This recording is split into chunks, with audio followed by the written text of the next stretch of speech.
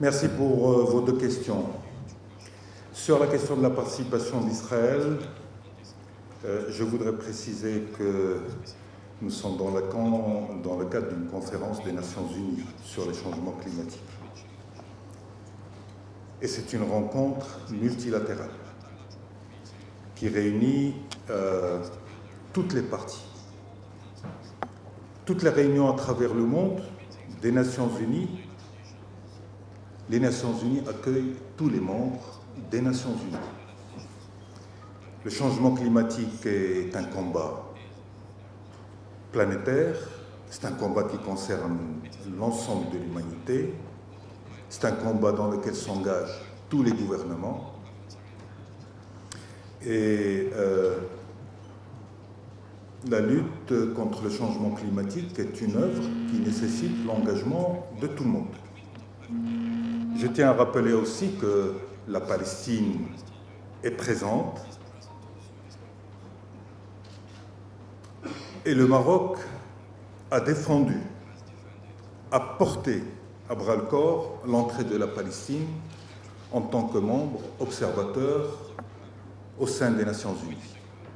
Donc, le Maroc, et c'est connu, est le premier défenseur de la cause palestinienne et nous travaillons en étroite collaboration avec les Palestiniens au service de cette grande cause.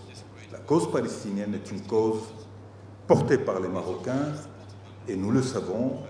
Et donc, je considère que le Maroc n'a pas de leçon à recevoir de personne sur son engagement constant pour dénoncer et combattre les positions inacceptables d'Israël. Donc nous sommes dans un des événements organisés par les Nations Unies. C'est une rencontre multilatérale. C'est les Nations Unies qui organisent cet événement. Le Maroc abrite l'événement. Et donc, le Maroc se conforme aux règles des Nations Unies. Et il n'y a pas de politique dans ces questions-là. Et je demande à ceux qui veulent exploiter des situations d'être raisonnables. Le combat est ailleurs aujourd'hui, il concerne un combat pour le climat, c'est une rencontre pour le climat. Le combat concernant les droits des Palestiniens que nous portons avec force et avec détermination. Et je tiens à rappeler que nous ne portons pas cette question uniquement à travers des déclarations ou des prises de position. Nous connaissons la démarche de Sa Majesté et l'action de Sa Majesté en tant que président du comité Al-Quds. Nous agissons sur le terrain pour les Palestiniens et pour la défense des intérêts des Palestiniens.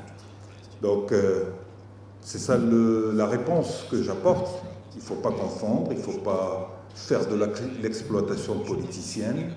Il faut respecter l'état d'esprit qui règne aujourd'hui dans cette lutte en faveur du climat et l'ambition portée sur cette COP22 par l'ensemble de l'humanité après l'entrée en vigueur de l'accord de Paris.